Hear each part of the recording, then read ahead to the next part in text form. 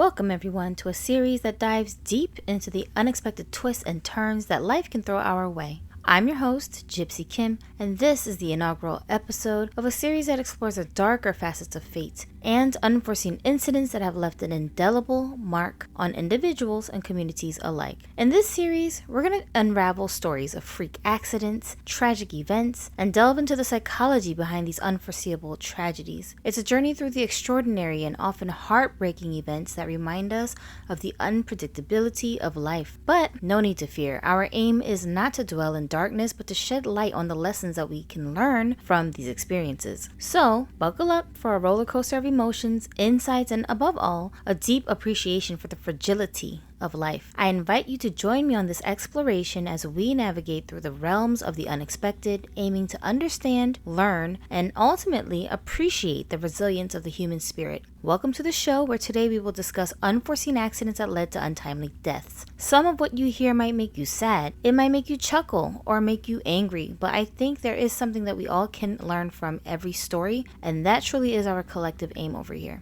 What can we learn? Inside Out. I am really sorry to share this distressing news about a tragic incident involving a Russian woman, Elena Spirova, I know I'm saying her name wrong, who lost her life in a heartbreaking accident. Elena, age 49, from Samara, was out on the Samara River in July, enjoying a day with her husband Oleg, who was 52, when the unimaginable happened. As they were speeding away on a jet ski, Elena fell into the water during a turn, and in a terribly unfortunate sequence of events, her husband accelerated at that very moment. The impact of that fall caused what's described as a water hammer effect, which is a sudden change in fluid direction. This led to a serious genital rupture. Yes, this is how they put it in the news feeds, which is a hydraulic injury that she sustained during the incident. Heartbreakingly, Elena was rushed to a local hospital after the accident, but despite the efforts of medical professionals, she could not overcome the severe injuries that tragically caused her to pass away. The pain and emotional toll on her family must be unimaginable. Now, Oleg, her husband, facing the aftermath of this devastating event, is now confronted with a criminal charge for causing the death of his wife by negligence. The family is going through an incredibly difficult time, and a criminal case against Oleg has been initiated. This is a heart-wrenching reminder of how fragile life can be, and my thoughts go out to Elena's family and friends during this really challenging period. Cooked alive. This story takes place fairly recently, only earlier this month in January 2024, much like the other case I was just talking about, which was also very recent. A senior couple was discovered lifeless in their overheated residence in South Carolina when the thermostat soared to an astonishing 1,000 degrees Fahrenheit. Yes, you heard me right. Initially leading firefighters to believe that a fire had broken out. Joan Littlejohn, age 84, and Glenwood Fowler, 82, were found by a police officer and paramedic following a 3-day period of no communication from that couple, prompting concerned family members to request a welfare check as outlined in a police report. During the welfare check, the paramedic endeavored to measure the body temperatures of Littlejohn and Fowler. Both readings exceeded the device's measurable limit, surpassing 106 degrees Fahrenheit, significantly above the typical adult body temperature of 98.6 degrees. Upon arrival, firefighters assessed the temperature inside the residence at 120 degrees Fahrenheit, even after allowing cold air in by keeping the doors open for 20 whole minutes. Responders then proceeded to the basement where the furnace appeared to be in flames.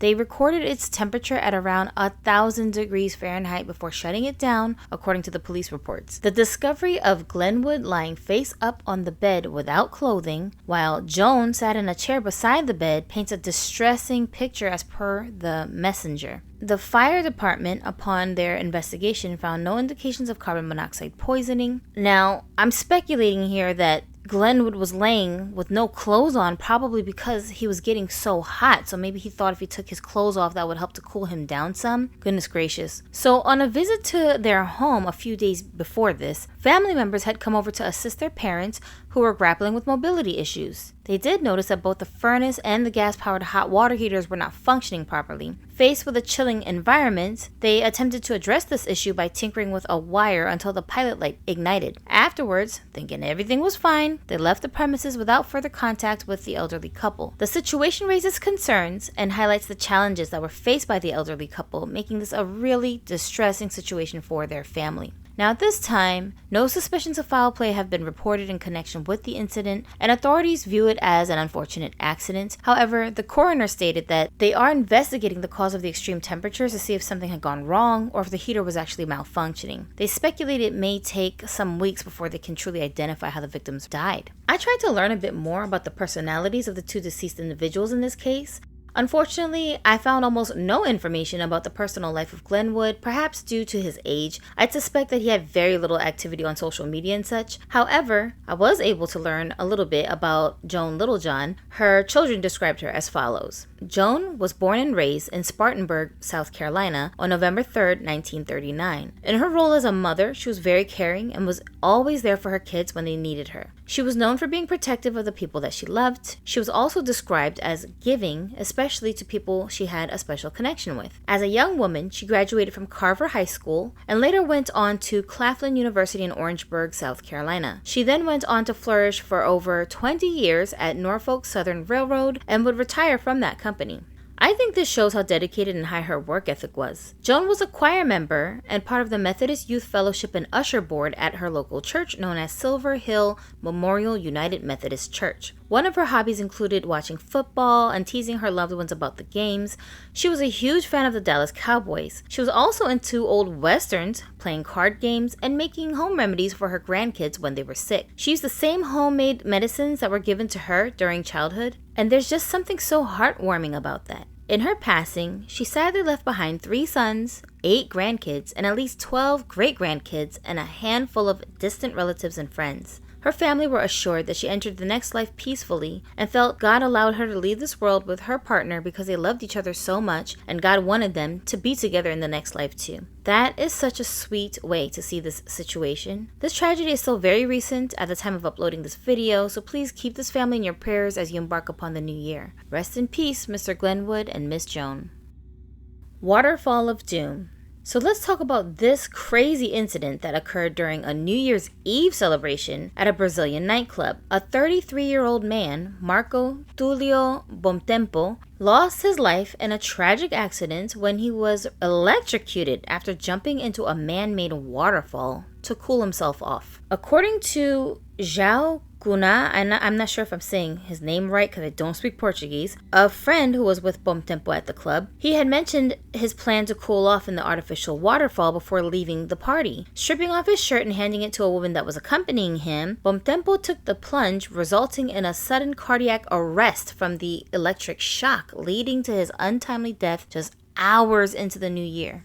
His friend, who followed Bomtempo into the fountain, trying to help him, also suffered an electric shock, but fortunately a good Samaritan was able to rescue him to safety. Despite the efforts of first responders who spent nearly 50 minutes attempting to revive Bomtempo, he would not be saved. The cause of Marco's death will be officially determined by the Legal Medical Institute, and an investigation into the fatality has been initiated by the civil police. The club owners expressed their condolences to Marco's family, emphasizing that they had only rented the space for the celebration and were not involved in organizing the event. They described the waterfall as purely decorative, intended to visually enhance the environment, and not intended for bathing in. The owners conveyed deep regret after the tragic incident, emphasizing that in the numerous events that were held at the venue last year, nobody had ever considered jumping into that waterfall. The organizers of the celebration defended themselves by pointing out that the waterfall was already an integral part of the space, highlighting that they did not construct it and that it had been used in previous events without any accidents. It's a deeply unfortunate event, and my thoughts go out to Marco's family and friends during their difficult time mourning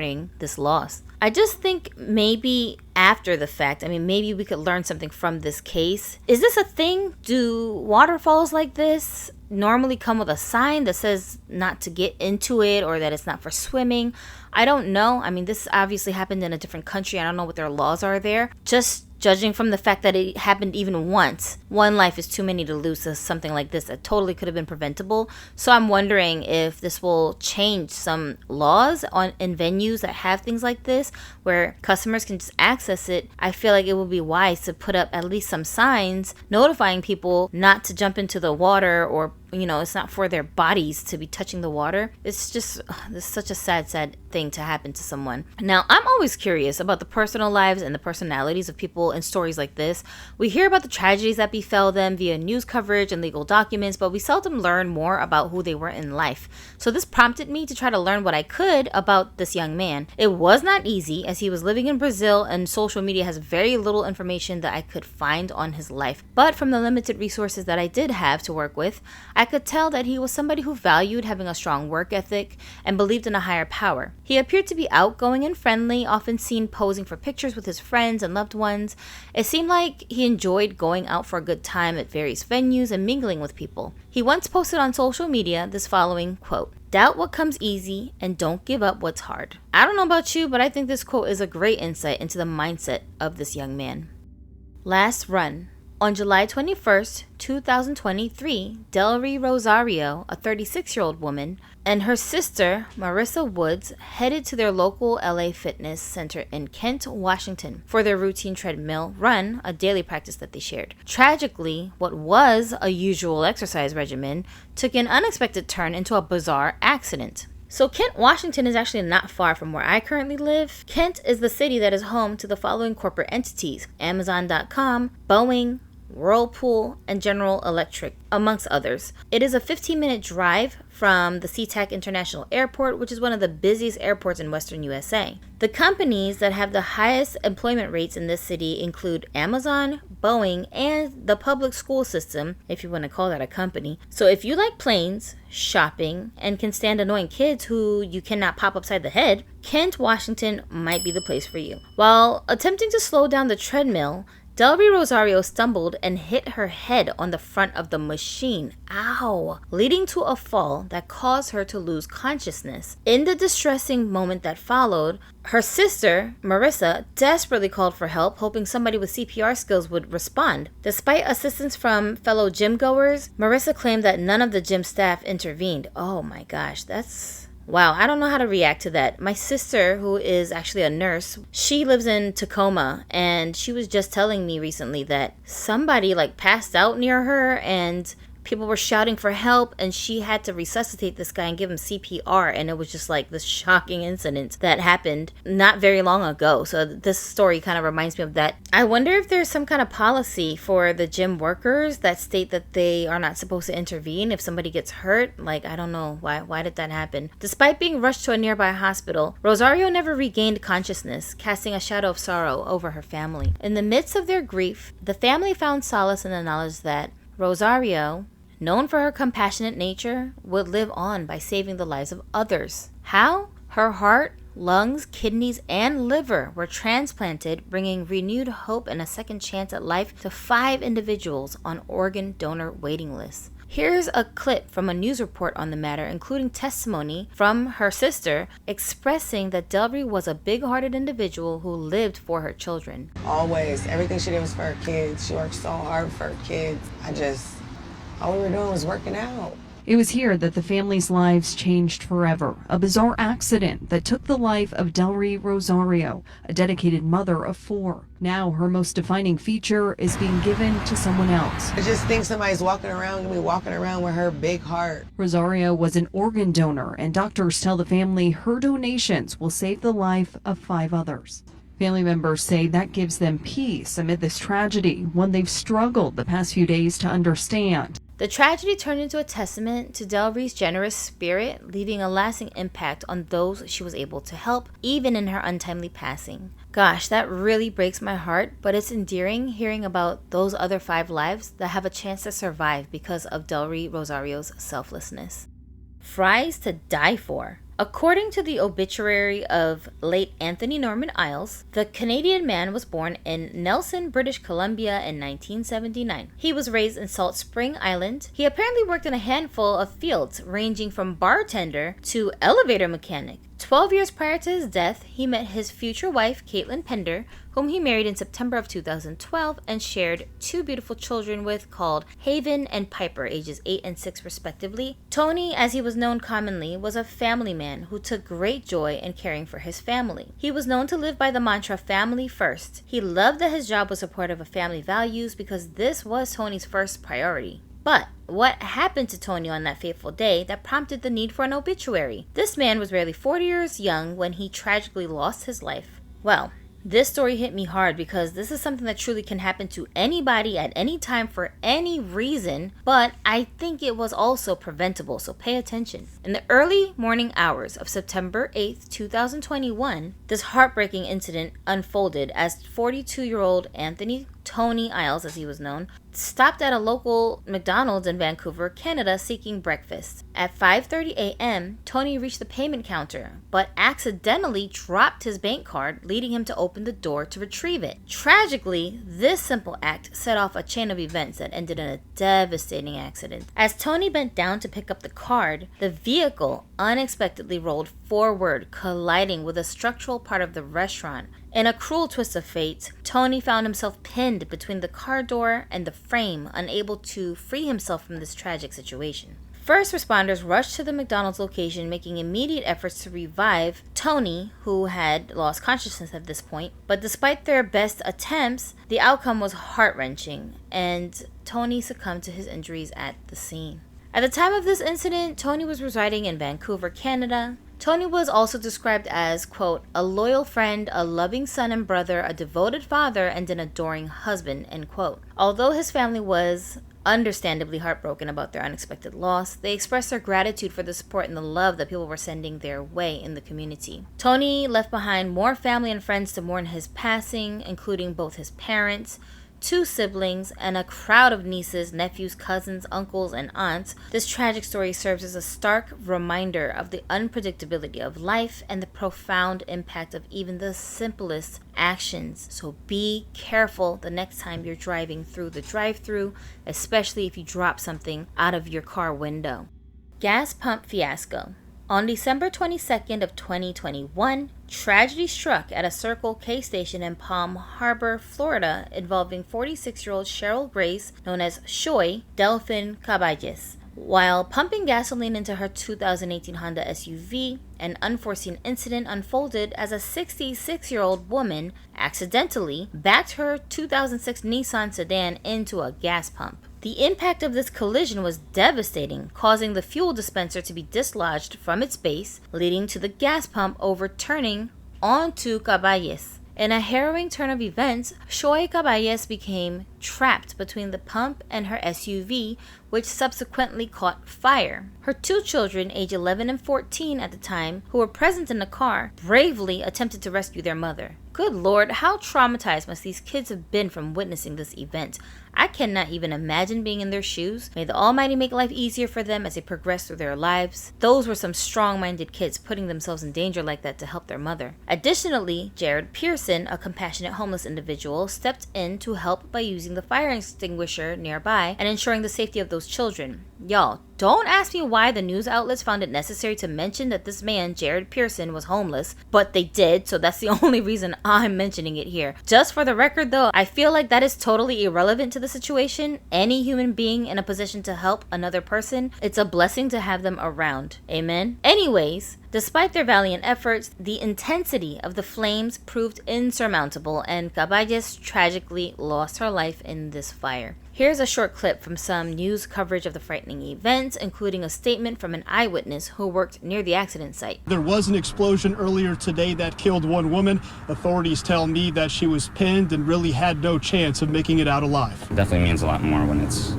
right behind the place you work at and where you live. I heard the boom. By the time I went out there, just the gas pump, the car just completely burnt to crisp. In August of the following year, 2022, the Caballes family took legal action, filing a lawsuit against 13 defendants, including Circle K Stores, Inc. and Shell Oil Company. The lawsuit highlighted the malfunctioning safety device designed to halt fuel flow in the event of damage to the gas pump, and also underscored the failure of the Circle K employee to activate the emergency stop switch. I didn't even know that was a thing. The Nissan driver that caused this accident was not impaired in any way, according to the reports. A police spokesperson stated that the woman will not be charged with a crime. I guess authorities determined it was purely an accident of some sort. Hundreds of people in the local community showed up to a prayer service for Shoy Caballes at St. Ignatius of Antioch Parish in Tarpon Springs. On Facebook, prior to the service, one of her sons posted a statement requesting guests not to wear all black to the event because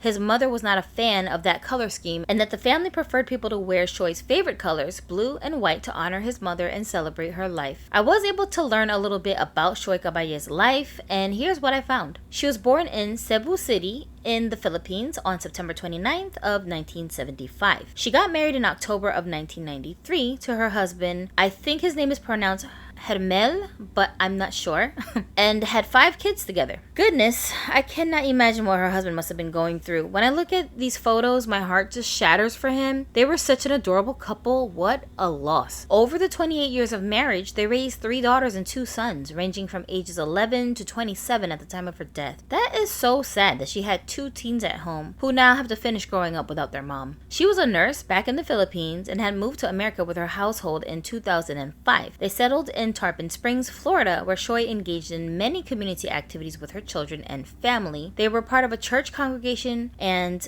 athletic programs at the high school and college levels. Neighbors, family, friends, and co-workers were all an active part of Shoy's life. As a registered nurse in the pre-operative unit, Shoy spent lots of time at St. Joseph's Hospital doing the work that she saw as a calling. Everyone who knew her agreed that Shoy had no shortage of optimism, and she showed remarkable empathy for her patients, and she had a stellar work ethic. Shoy was a family-oriented person who emphasized to her children the importance of spending time with family. And she didn't just say it, she lived it. Utilizing her personal leave time from work, she dedicated time to create precious memories. She often went for coffee dates with 27-year-old daughter Simone. She spent movie nights with 11-year-old Sebastian. What is the point of having girls if you don't enjoy those shopping adventures like Shoy did with her daughters, Charmaine, who was 20, and Savannah, 14. Shoy prioritized individual moments with each of her family members, making regular trips to visit her eldest son, Seth, in Georgia, aged 23, even if it was just for a day of lunch. She loved engaging in spin class activities with her husband as well. Her love for the family transcended limits, a love that she vocalized and demonstrated each and every day. Beyond the family circle, Shoy discovered profound happiness in her 2 cherished passions, crafting and traveling. Even in these pursuits, her generosity overflowed, organizing trips to the mountains despite her fear of heights,